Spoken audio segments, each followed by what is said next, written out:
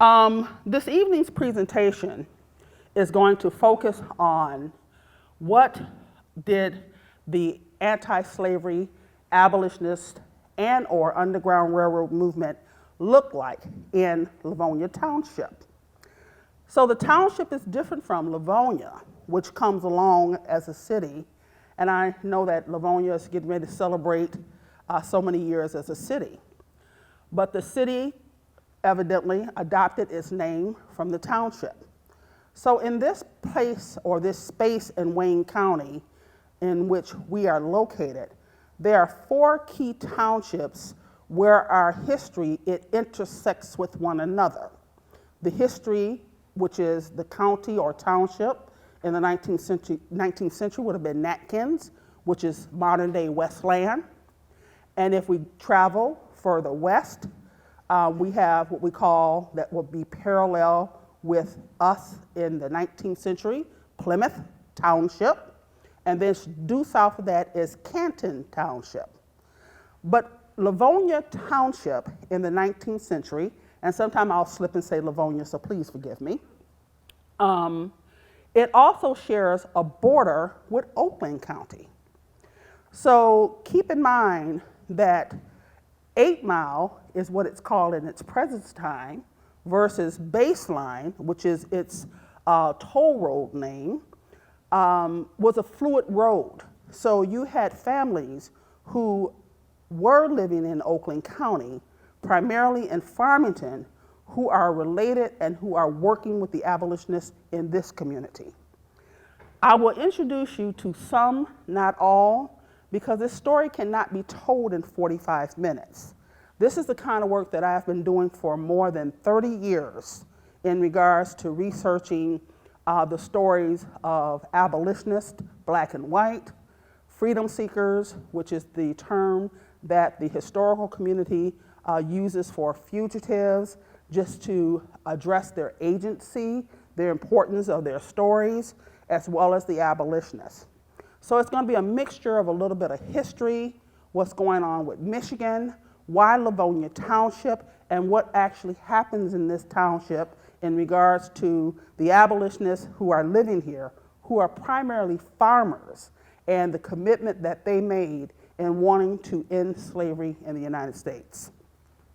This presentation will be available to you in an abridged version, and I actually have a link that you can link to after the presentation, and the library will have a copy only of the full presentation. Unfortunately, I've learned that I've had to do that because if I leave the full presentation online, I have found presentations that I have done in the past, they have erased my name, put somebody else's name on it, and they're selling it on a website. So it has taken me, yeah, the website's a really dark place. So let's get ready and let's go and let's find out the history of early Livonia. I also ask that during the presentations, please make sure your phones are silenced so that we don't interrupt our neighbors. I'm fine. And that I do ask that there's no photography, no videotaping, and no recording of the presentation. The presentation will also be available to you in full, in its full presentation, also through the library. We are videotaping this evening, so when you want to clap, just kind of clap it up a little bit. And we're going to make it available on YouTube. So you will have access to all of the information I will show you this evening. So let's start with the road to Michigan. Why Michigan? We are often, believe it or not, I have presented at national historical conferences, and people often say, Michigan? I didn't know that the Underground Railroad ran through Michigan. Because so much of the literature that is written in this field, I love him as a historian, and his name is Eric Foner, but there's such a heavy concentration of the Underground Railroad movement on the Atlantic states, the New England states, because that's primarily where you have some of your key agitators are on the East Coast. But keep in mind, Ohio and Michigan become very important in this movement of the abolitionist movement.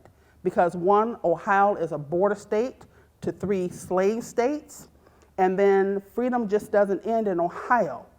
That's where Michigan's role come in. And not only are freedom seekers coming in through Ohio, let's not forget our neighboring major city in the state of Illinois, Chicago.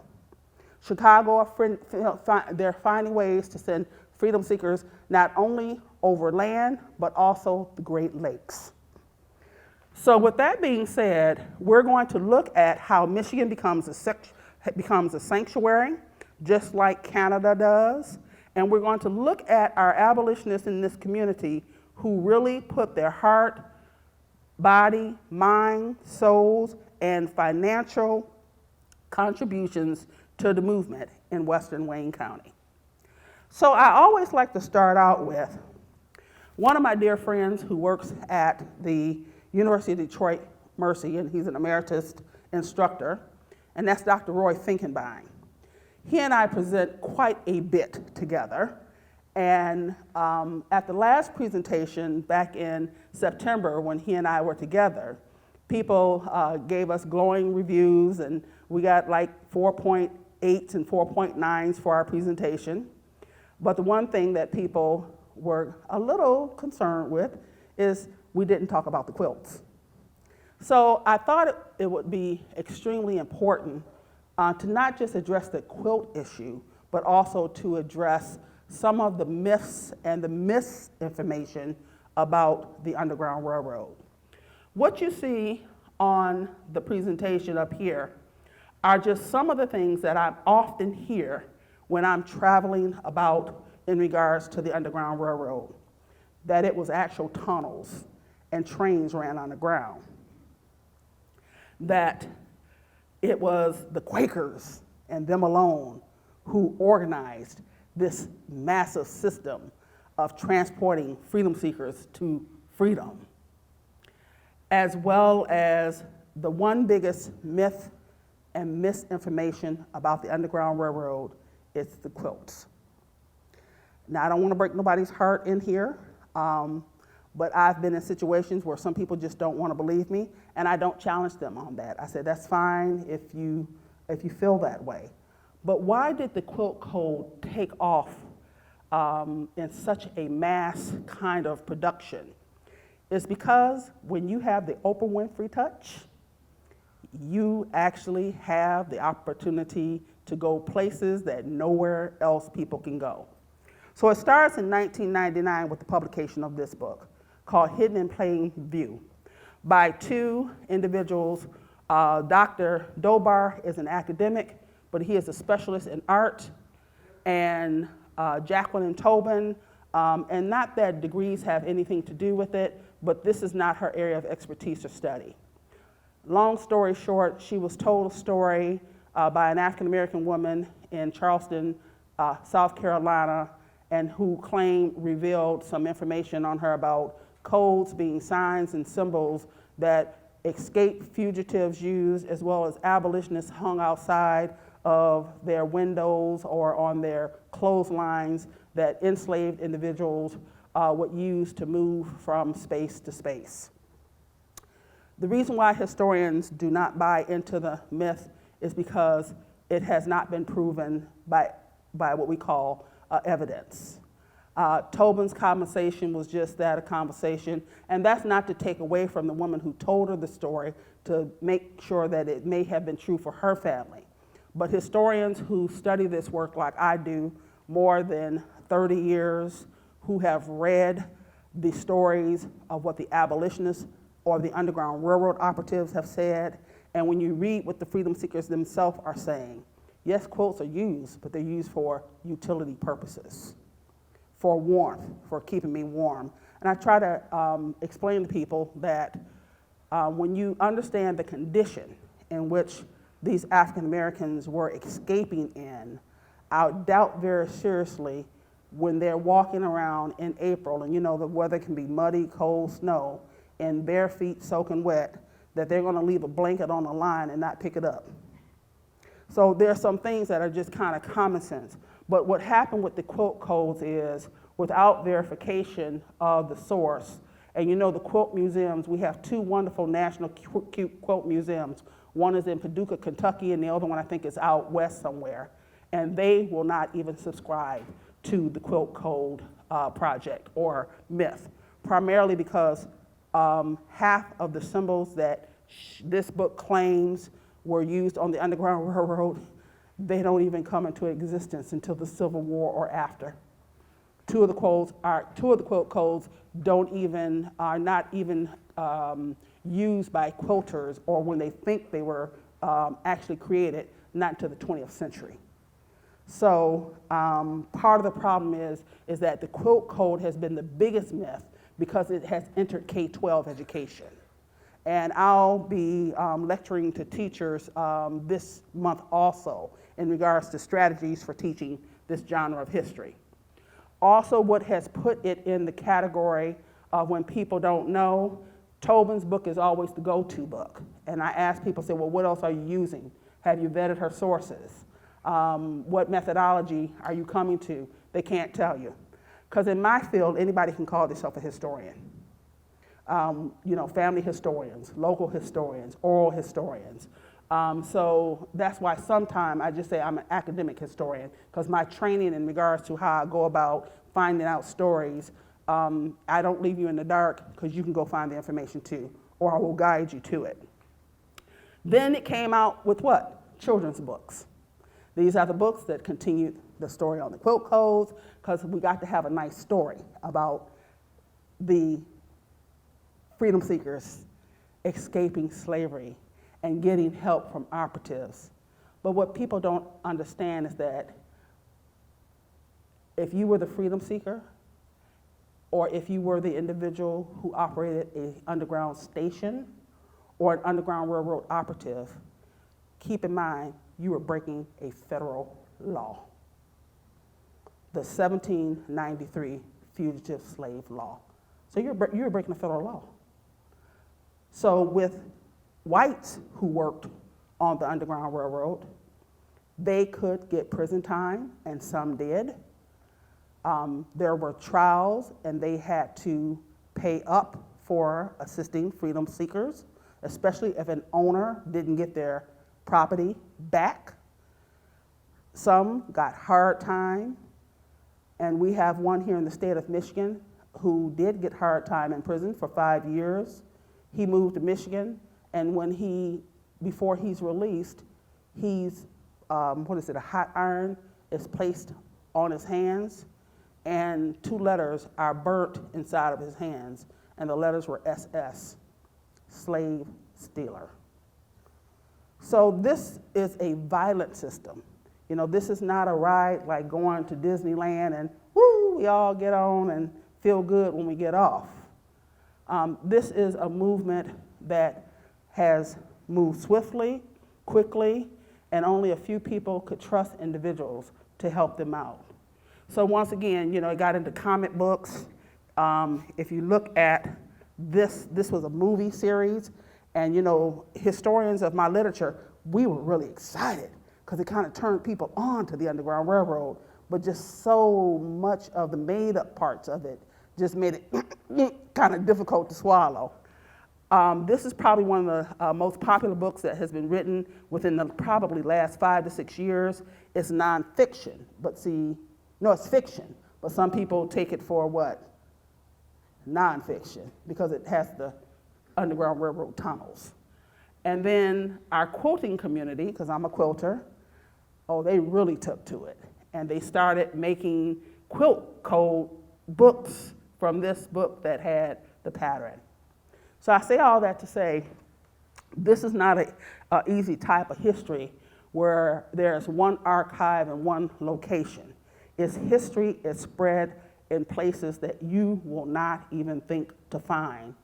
Sometimes it can be a simple phone call just to me from a woman who was a descendant from a Underground Railroad operative who just happened to live in Farmington, who found my name on the internet, and she found me, and helping her to understand what her ancestors had done for freedom. So I'm not going to read through this. You'll be able to see it, but this is what the quilt code looks like.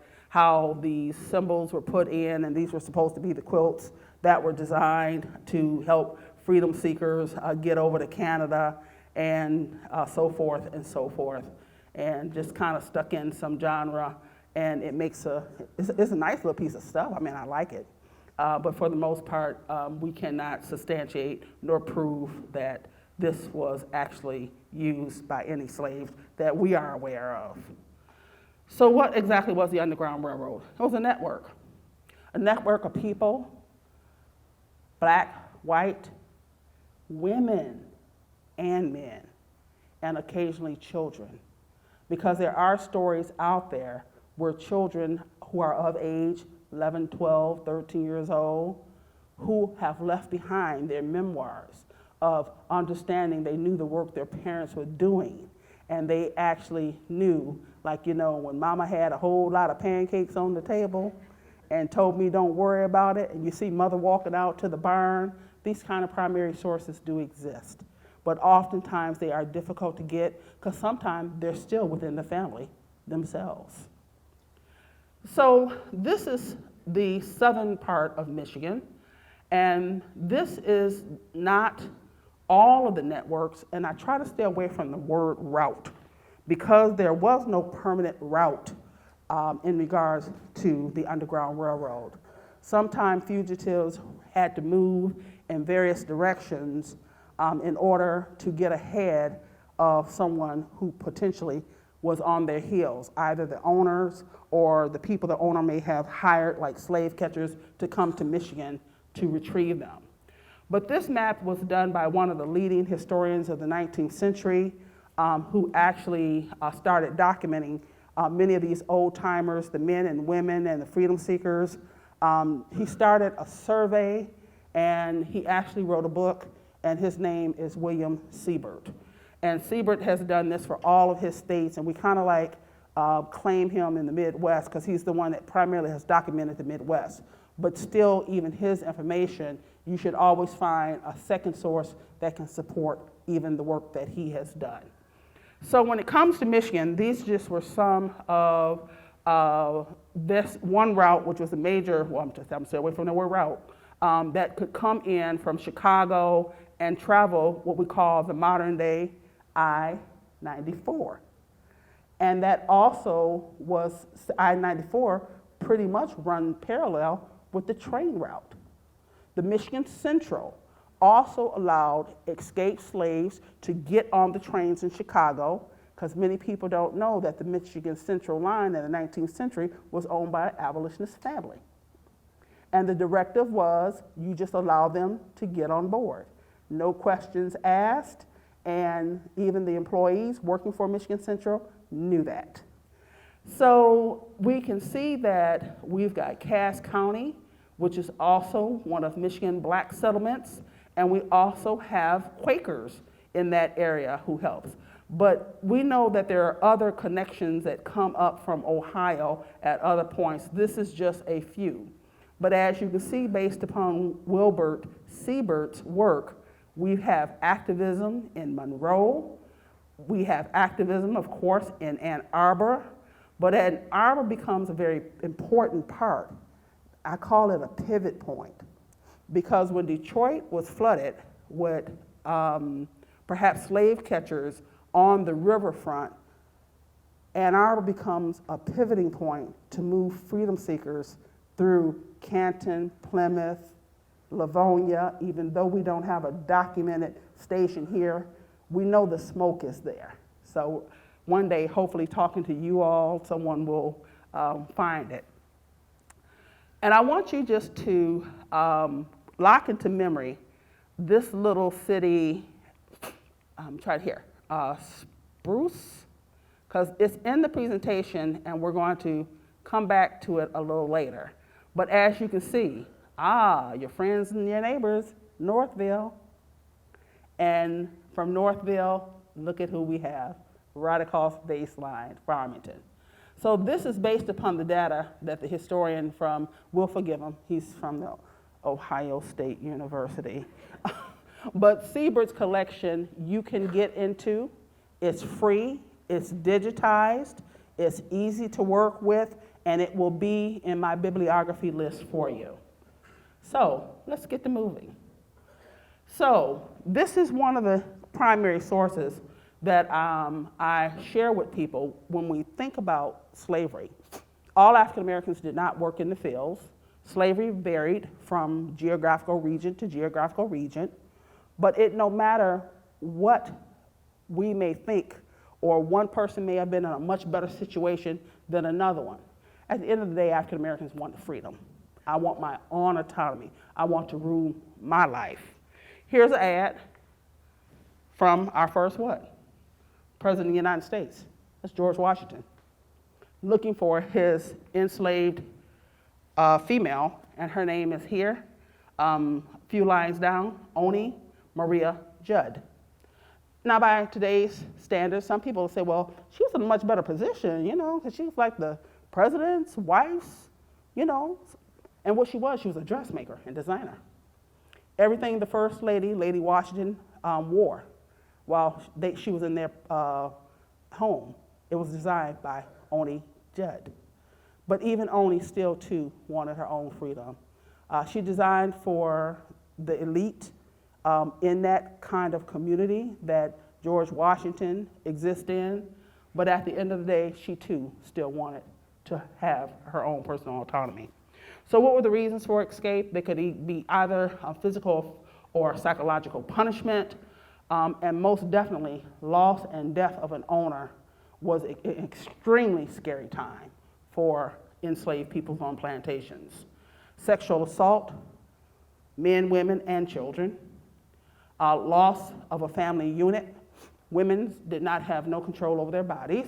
Enslaved women, remember, they are property, and remember that children follow the condition of their mothers.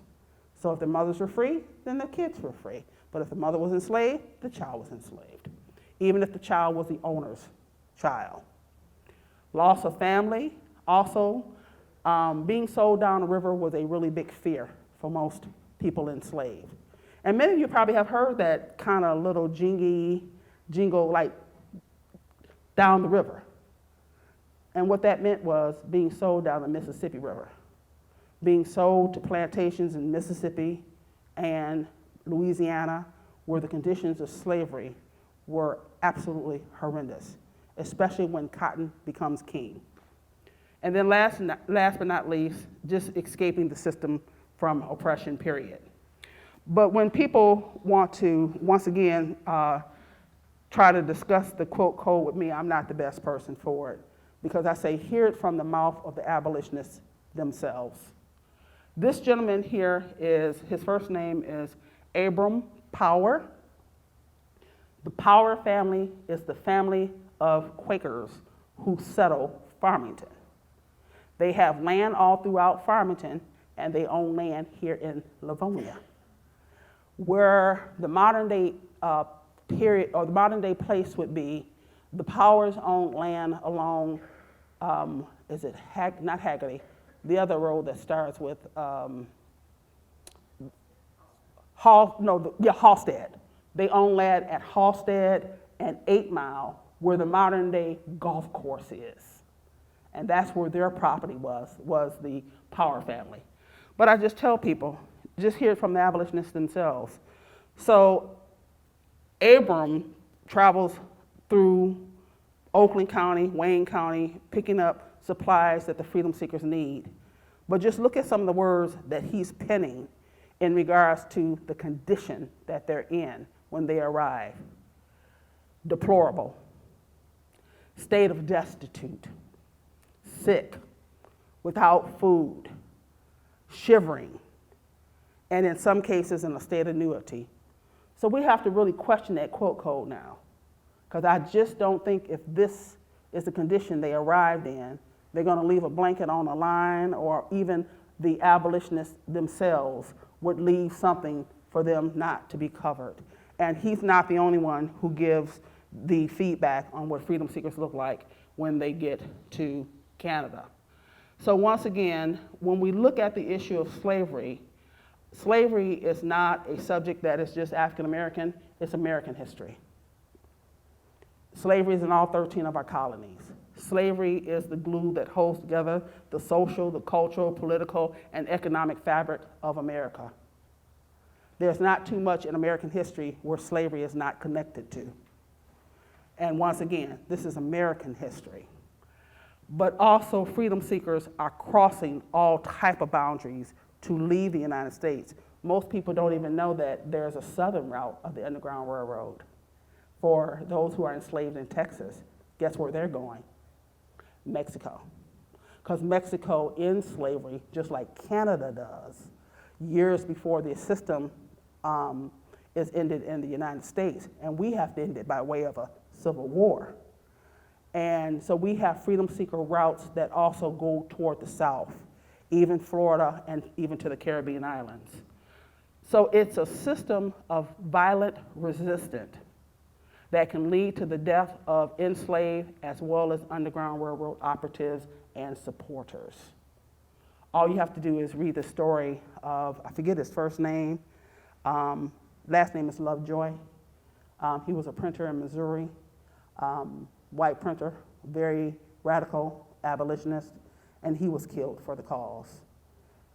Read the story of John Brown, who gave his life for the cause, and the ultimate for him was death. So white abolitionists could be punished as severely as well. This is just a quick read through in regards to what's happening. Why come to Michigan? It's called Michigan Fever at the time. We've got two great things that are happening. The carving out of what they call, sometimes I have a brain fart, the canal that opens up to make travel a lot easier in upstate New York to get here. We also have the North Erie Canal. Did somebody say it? Yeah, that's it, because sometimes, you know, with age you get sometimes a little foggy there. Erie Canal opens up, and when we talk about upstate New York, this is why many of these communities have, so many of your early pioneers are from different denominations of Christianity. Because in upstate New York, we have just finished what they call another one of these fiery situations called the Great Awakening. Great Awakening 2 happens.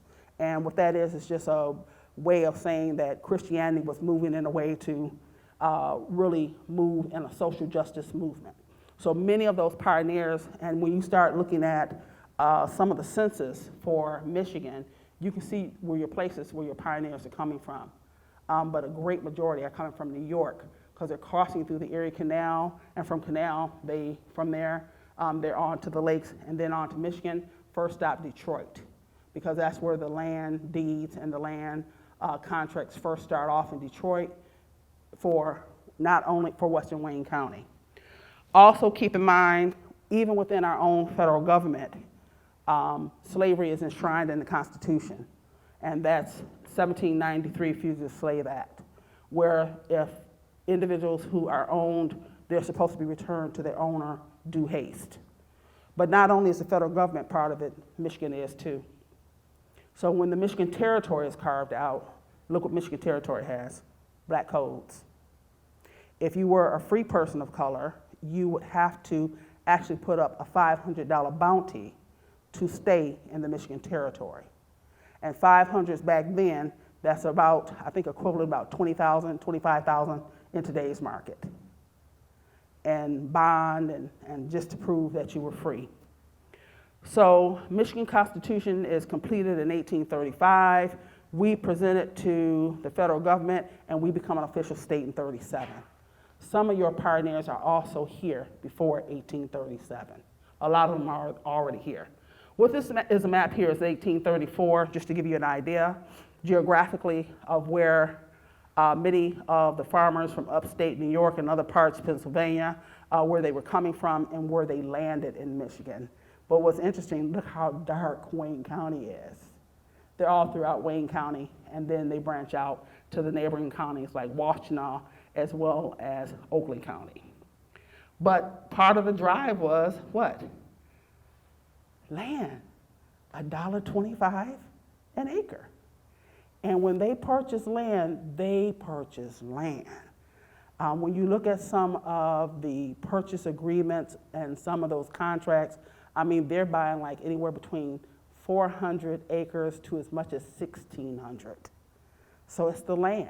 But eventually they parcel it out to family members. But it's just the point that they felt that also by this time in Michigan, most of our indigenous population, they have either self-removed themselves or they move further north. Some indigenous people move on to Canada because they just don't know what the trajectory will be for the state yet. But last but not least, who's coming to Michigan? It's not that it's just Quakers, it's mostly Quakers, Methodists, Presbyterians, some Catholics, but not many, Baptists. So we've got a modge podge of everything, Universalist, Unitarist. So we've got a good combination of several different religious groups, and they're settling in these communities because farming. So this is just a quick slide on Quakers, because those are some of the earliest people who come here to Livonia Township, are the Quakers. And they're an interesting group in regards to how they look at slavery. They're one of the earliest groups to denounce slavery in the 1600s. Now, most of your history books will tell you that the Quakers were the first group to denounce slavery, but they weren't. It was actually the Mennonites. But they don't get credit for it because who knows what a Mennonite is and who they are. And actually the Mennonites have the first articulation in America in the 1600s in regards to being anti-slavery. And how many of you knew that Ben Franklin was anti-slavery? Ben Franklin was actually the president of one of the very first anti-slavery societies. He's an interesting character. Slave owner, then, you know, he becomes against slavery. So now this is a Wilbert Seibert map out of his collection. You can get this too. And then this is probably one they put in the collection where he was actually doing some doodling. But what's always interesting to me is how when he couldn't figure things out, he just kind of said, well, you know, I kind of think they would have gone to Livonia, maybe up here out, but he most definitely knew that Farmington was documented. Why was Farmington used? Believe it or not, if you look over here, he has a brown dot. Farmington also is exchanging and sending fugitives to Southfield. Can you believe that, modern day Southfield? All of this was really a lot of the old timers who were abolitionists here. And the abolitionists who are visiting the area are saying the same thing. Oh, you know, I settled in this community and it's mostly abolitionists. And I'm quite sure there were some that are non-abolitionists. We know that they're not selling, but from what we're reading. But once again, look how Ann Arbor is documented. We also have a wonderful place here in Livonia, and if you haven't been there, please visit. And that's called Greenmead Historical Park. And Greenmead Historical Park is doing its best to preserve physical history of the entire history of Livonia Township and Livonia. It's just so happened that I work for them, and I only work in the collections dealing with the pioneers. You know, I like the old stuff. And we have a collection that is not yet available to the public because we're cataloging it and moving materials into it to make sure that when we have it together, that you can come there and really have an opportunity to look at it and take pictures and study it. But I want you to look at some of the names at the bottom. Do some of those look familiar? Have you ever heard of them? Laphams, DeGarmo, Power. Those are your Quaker families. Not an intensive list, but those are some of your Quaker families here in Livonia Township. And the original Quaker church for Farmington, there was one in Farmington and one in Livonia. But there was a difference between the two Quaker groups. Farmington was Orthodox. They were more traditional. They did assist and help with the anti-slavery, abolitionist, and Underground Railroad movement.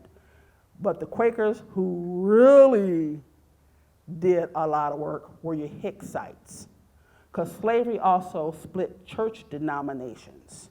Like some of you might know and hear, and you heard of the name Marcus Swift.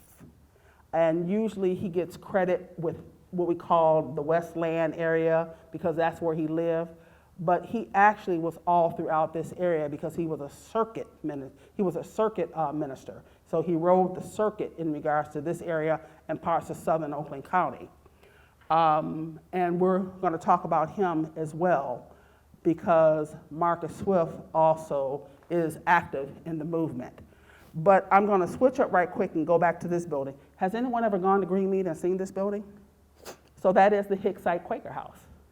It's still on the campus, and the organization, Greenmead Historical Village, we do occasionally have programs there. I think several years ago I did a lecture in there just on the Quakers. So make sure you watch Greenmead's schedule, and make sure you know the rest of this schedule, because tonight this is part one of part three, a three-part series that the library and Greenmead is running. So now we get to Livonia Township Quakers. So we know that you guys have a branch called the Hicksites. We have the Orthodox in Farmington, but remember, they're still family members. So whether they're Orthodox or whether they're Hicksites, it really doesn't matter. They were all working in the same goal of assisting and helping freedom seekers to get to freedom. So the Hicksites over here were also aggressive in regards to very radicalized, as with some of the 19th century newspapers will say that they were radicalized abolitionists, but also many of them supported a freedom seeker settlement in Canada called the Canadian Refugee Society. We're going to take a look at that. So here are two nice looking gentlemen, handsome old devils, okay. These are half brothers. And from here forward in the presentation, you might see some individuals who got that cool little gold star. That means that an application was written to the Department of Interior to a program called Network to Freedom. And there was an application probably submitted somewhere in the ballpark of 25 to 50 pages long, because you have to prove and reprove the story that that particular person was actually an Underground Railroad station manager or operative. And guess what we have here? The gentleman that's on your right, he goes by Erastus Hussey. You can Google him on your phone and see all the stories that he leaves behind information talking about he helped about 1,000 freedom seekers. He settles on the Plymouth side, right there at the line, which is now, what is it, Haggerty? Is it Haggerty? I get Haggerty and Hallstatt mixed up. It's Haggerty. So he's right at the line of the division between the two townships. But even in the collections, when I read through the materials of some of the pioneering families at Greenmead, many of them got their mail in Plymouth. They would complain about the mail service in Livonia Township and just say, oh, just send it to Plymouth. So these are very fluid borders, other than them functioning as individual townships. But the gentleman next to him is his half-brother, Cyrus Fuller. Now, Cyrus, we have not been able to document him in regards to helping freedom seekers, but boy, he was active in the movement. Not just him, but the rest of his brothers too. It's about 3 or 4 of them that all exist. But you know, sometimes you have to, sometimes I'll make some claims, even if I haven't proved them yet. Well, if Big Brother is moving fugitives in Battle Creek, because he eventually moves to Battle Creek about 10 years later, I know my family's over there in Plymouth, Farmington, in Livonia. Sometimes we can make some, and sometimes if I write like that, I'll just say the claim hasn't been proven. I'll just say that there's a high probability that more than likely the brother and the Fullers were also engaging in moving freedom seekers through this region, because they would have had to come through here, because if Farmington is documented, they would have had to have some kind of movement through this part of Western Wayne County. Also, I just show you here, even though it's a bad slide to read, but actually some of your abolitionists had black people living with them. I only gave you one example. I think this is from the 60 census, but I have blacks living in Livonia Township, and they're living with prominent abolitionists. Now, if I know I'm a black person, and if I know if I hadn't declared whether I'm free or a slave, but if I'm a slave, who am I gonna live with? I'm just saying, who am I gonna live with? And look at that last name, Fuller. So some of it has to be partly common sense. Sometimes when we don't have those kind of permanent documents we're looking for, just as a historian, if you're gonna make the claim, just try to back it up with other kinds of things, the behaviors of the abolitionists. The abolitionists in Livonia Township were also active politically. How many know that the Republican Party was founded in Michigan, Jackson, Michigan? That's where, forget Wisconsin. They try to claim it too, but we had the party here. So keep in mind that the Republican Party is carved from the Liberation, or the Liberty Party, which was an anti-slavery party. That came from free soil. So what happens is when all of those parties dissolve and they make the now new Republican Party, we also have what we call Democrats who no longer want to be Democrats also are part of the membership of the new Republican Party. And the Republican Party does something really interesting here in Michigan, and we will get to that too. So here we have, once again, and I also like to show women, because sometimes women are hidden in this literature. They're often, because we get the stories of the men. Because if the men are over here with wagons collecting goods, who do you think is organizing them? The women. So you have a very active woman here in Livonia Township. And her name, who she married to? A Fuller. And even her own family, the Garmos, are also active in the anti-slavery movement. But she is actually a very prominent and very important person in the Michigan Anti-Slavery Society. There are two societies that exist. The first one that's organized is the Michigan State, and it dissolves around the 1840s, 1850s, and then this one takes over. But the difference is this branch is a branch from William Lord Garrison out of Boston. So that we call his followers Garrisonians. And here we have, and look what star he has. He has that special star. He has been documented as an actual Underground Railroad station master in Farmington, Nathan Power. And didn't I just tell you that the Powers had land in Livonia? So I'm working on some things, and because the one family member, you have several Powers over here, but the person who I'm more interested in that I think I'll get close with documentation is his brother, big brother, called Ira, I-R-A, Ira Power.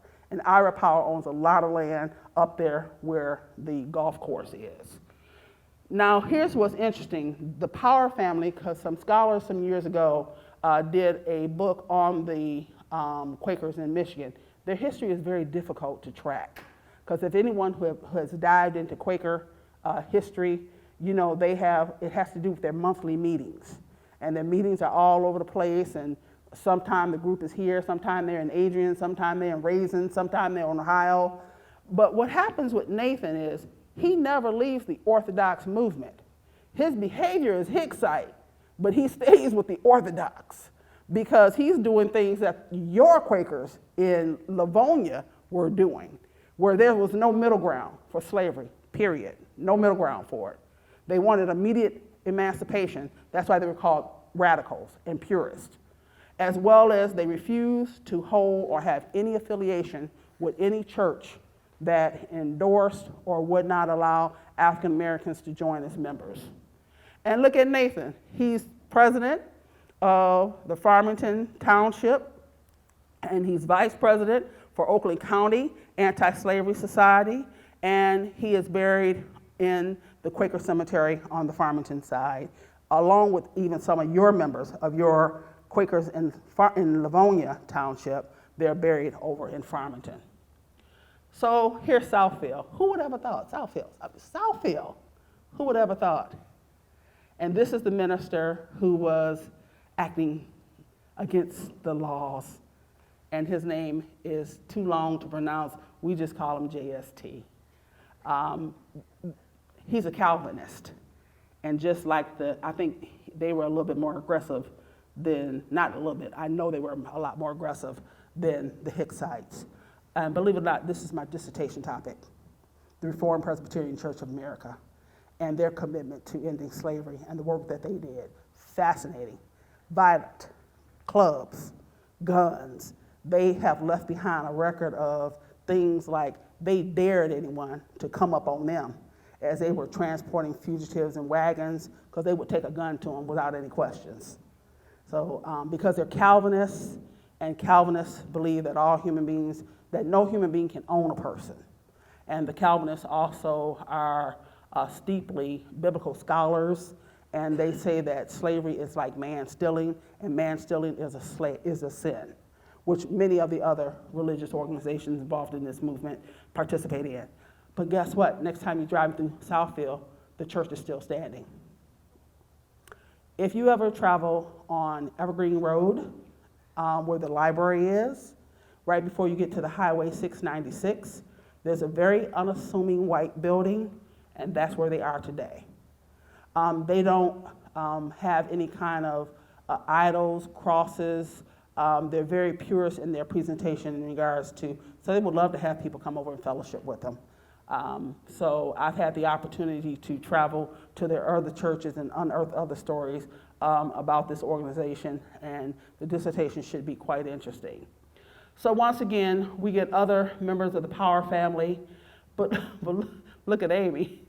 Look what happens with the Quakers we just disowned her. That's an easy way of saying we just not going to allow her to be a member, because she moves over and she becomes part of Livonia Township because she's a Hicksite. I already talked about Ira, because he does the same thing. And these are the actual wordings from the historical document.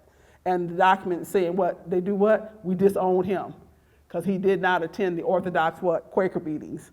And then last but not least, I think Abram got kicked out too. So several of the Orthodox Farmington members, that's why they're here in Livonia Township. Because eventually Abram also owns land here too in the township as well. And so these are the example of Garrisonians. So the Garrisonians, once again, they didn't obey no laws, no allegiance to the flag, nothing. They didn't even vote. Purists didn't vote. My group, the Covenanters, they didn't vote. But once again, the biggest factor here is their immediate release from slavery. And Garrison actually runs that organization from Boston, and we have the chapter of many of the Hicksites who are following. Not only are they Hicksite Quakers, but they're also what we call Garrisonian followers. How many probably have passed this building? How many times?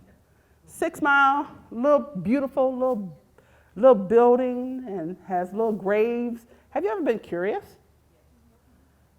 It was originally called the Union / sometime Briggs. I've seen it both ways in historical documents, but I'll just call it the Union Meeting House.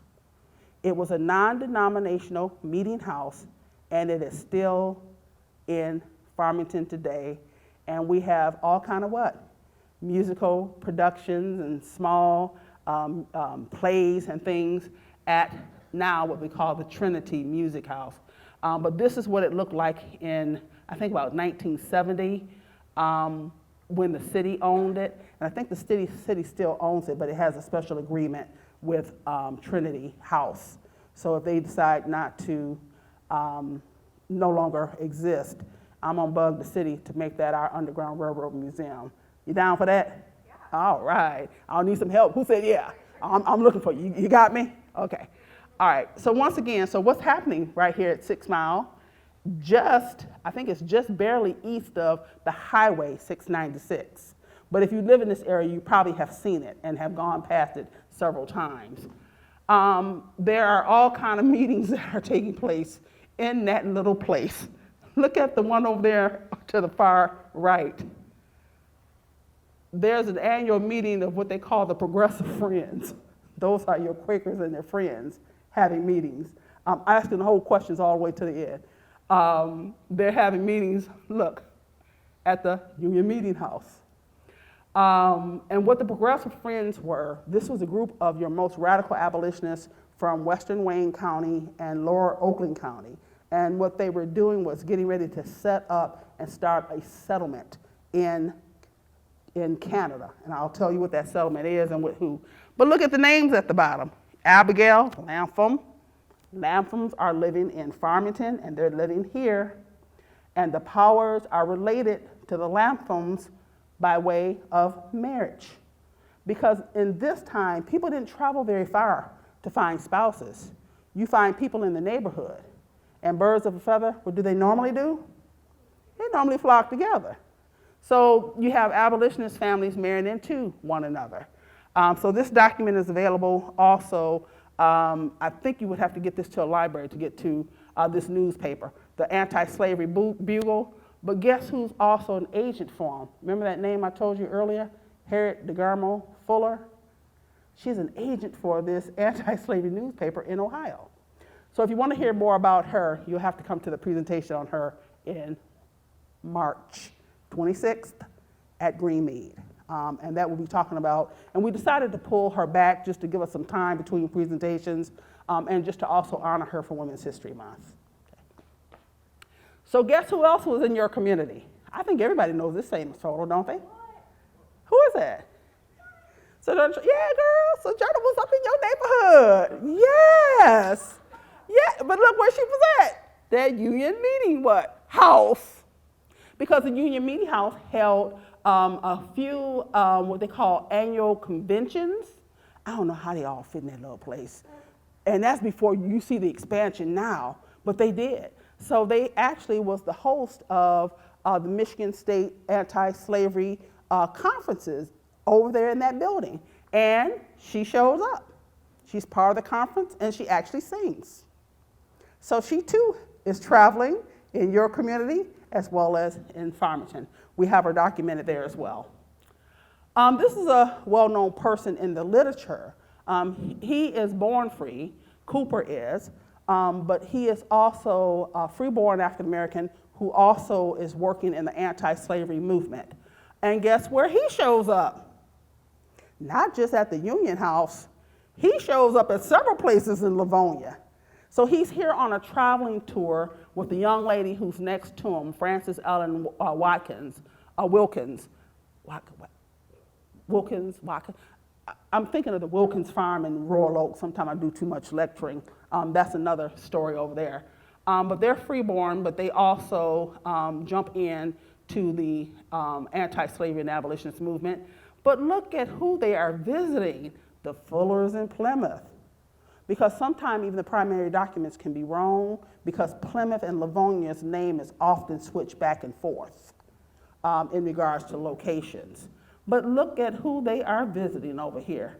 They're visiting down in Northville. You ever heard of the last name Durfee? These are all early abolitionist families. Uh-oh, how many times have we passed that name, Lapham? Few times. It's right there in the middle and of the presentation as well. And I know the Waltons are over in Farmington, and both families are related to the Powers. The Powers genealogy even go as far as, I've done genealogy on them, they go as far as Lenawee County. But it would make sense, because Lenawee County has a pretty healthy community of Quakers as well. Oh, there we go again. I think I enlarged it for you so you guys could see it. So once again, who's in Plymouth? But we know the Fullers are where? Livonia. Two very important national speakers are right here in your community. And they were on what they call their Western tour. Can you believe that Michigan was considered the Western tour? And we also want to talk a little bit about the Liberator. So when people say, oh, well, you know, the Underground Railroad was quiet. No, it wasn't. After a certain point, by the 1830s, they knew who each other was because they was talking to one another in these papers. The Liberator, and you know, anybody could have picked these up, just that they would have had to be able to figure out who was doing what and where. But all of these individuals, you can track them through politics, through the church, as well as through the anti-slavery newspaper. And we have had several of them here in Michigan. in different parts of the state. Oh, here we go again. Here's 1850. So this is the year that the 1850 fugitive slave law becomes active. What happened, what makes this one different from the one from 1793, it requires all white citizens to turn in fugitives. So in other words, it makes everybody responsible for turning in fugitives. Well, Michigan did something a little different, and I don't think I have it on this slide.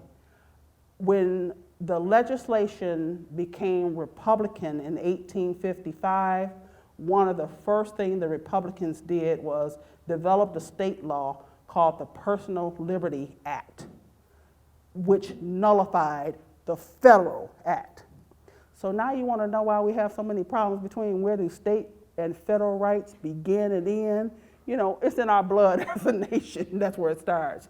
But once again, here, this is, I think, an African-American, yep, we have one person of African-American descent where the arrow is, living with the Hollicks. And none of the Hollicks were active abolitionists. Then down here, it looks like you also have pretty much an entire family. And how I know is the check marks denote that they were either black or mulatto. Living with who? Let's see. I think that's the Blanchard family, and they too are documented somehow in the abolitionist movement. This slide was a little bit foggy, but I think this is 1862, the 1860 census. But once again, many blacks were living with the farmers because farmers needed workers. And we have the same thing that's happening in Oakland County right about this time. But in this particular case, the farmers didn't adhere to the federal law. They adhered to the 1855 Michigan Personal Liberty Act. Because what the Liberty Act does is it gives the freedom seekers, we pay for representation for them, lawyers. They can have a voice in court now. They can bring witnesses, and Michigan will not lock them up like prior to. So what happens is, when someone comes to the state and claims someone as their property, they have due process in Michigan after 1855. So you know what happens. Because if you're not going to keep them locked up, okay, I'll see you in a few days for the trial. By then they're gone. They're off to Canada. What this slide here is at the top, that's 8 Mile Road, and I just wanted to show you some of the properties of some of your abolitionists that I have documented. I have people I suspect, like the Simmons family, but I just haven't found the primary source to connect them. The only thing I can connect the Simmons family to, because that cemetery at the Union, at Trinity, that's an abolitionist cemetery. They're all buried there. And some of the members of the Simmons families are buried there. So there's some connection, but I just haven't been able to put the glue to the paper to make it stick, okay? That settlement, I told you that some of the abolitionists in Oakland County and Western Wayne County helped to financially support.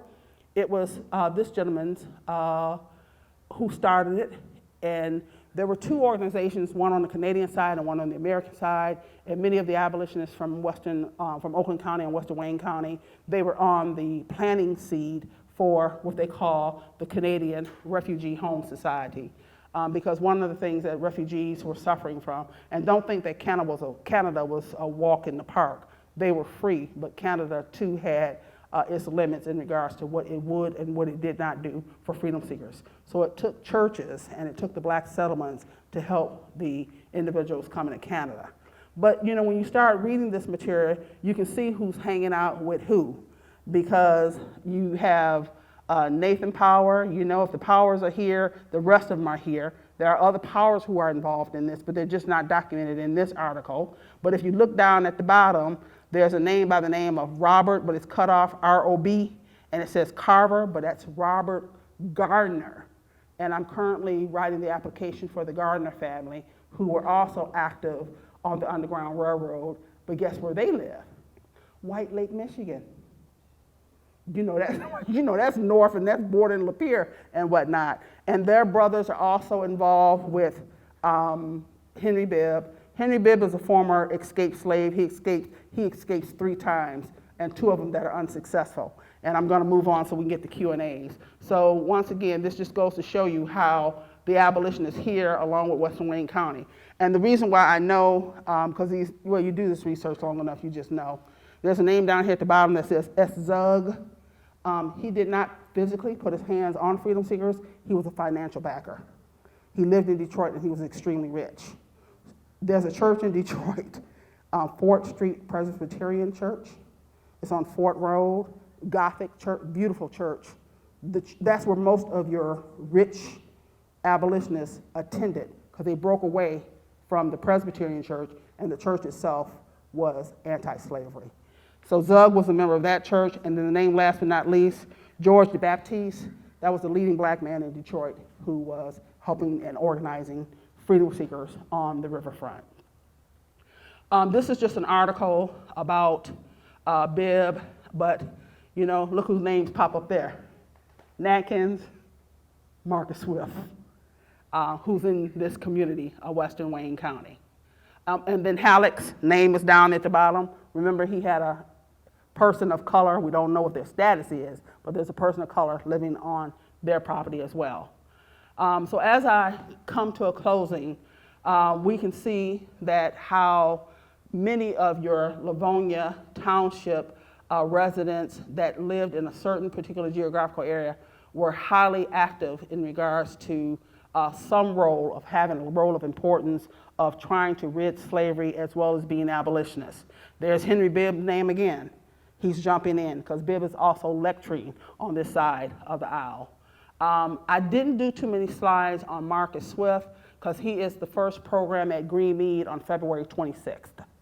And I'll unfold his story, unravel his story about how and why he became a member, because when he comes to Michigan, he's a Methodist Episcopal, and they pretty much just don't do some nice things with him, along with a friend named Samuel Bibbins, and I'll tell you about their journey. So join me at Greenmead on the 26th of this month, same time, and it's actually going to be in the Newburgh Church. So and the Newburgh Church is one of the churches that are on the campus, and it's also a church that he ministered at. Okay. Oh, Southfield, there they go again. So once again, as you can see, even as some of Cooper, as he's traveling, look who he's staying with. He's staying with JST in Southfield. And I'm quite sure they've had those conversations. Well, when you leave here, where are you going? Oh, I'm going to Livonia to visit the who? The Fullers. The connections, if you can find the sources, are there. This is also just another meeting to show you, the meeting house again involved in a progressive friend, I like that title, Progressive Friends, Progressive Friends meeting. And once again, we see their names laid out at the bottom. All this stuff is still, it needs additional research. So I'm open to anyone who want to jump in and help so that we can continue to get Livonia as part of the narrative of what happens. Because who gets the credit for Wayne County is Detroit. So that's why I'm so passionate about the counties out this way, to make sure that our stories are told as well.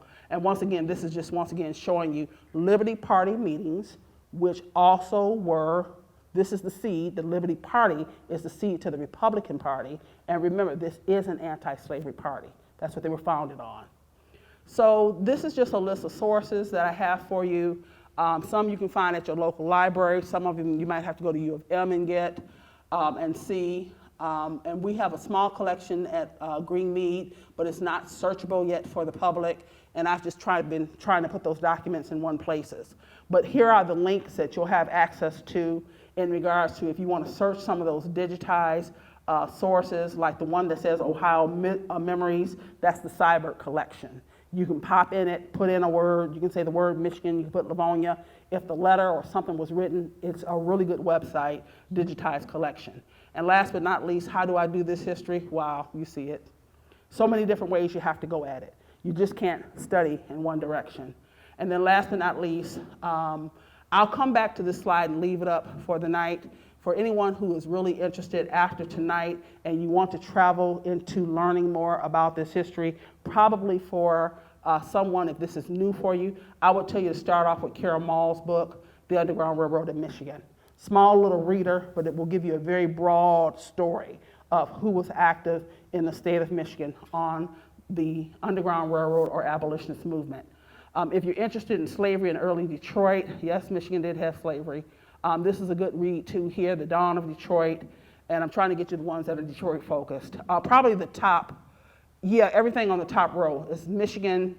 The first 5 are Detroit and state, and then also the last one is state, written by a scholar about a multi-ethnic community in the western side of the state called Covert. That is a good read. And then the other ones, this one is a really good one, The Slave's Cause, because it's like a big encyclopedia about what is the movement all about. Okay, with that being said, I think I'm done, and I will open this up for you all. And that's William Lambert over there, and this is George the Baptiste, who were the key Underground Railroad operatives in Detroit, helping when Oakland and Western Wayne County were bringing freedom seekers to Detroit. These were the 2 men primarily, along with the third one. We've just unearthed the third individual, along with there were some other places too, some other individuals, but they were the key, because he leaves behind a biography in a newspaper article and talks about the work that he did in Detroit. So what you can do is you can always reach out to me through email.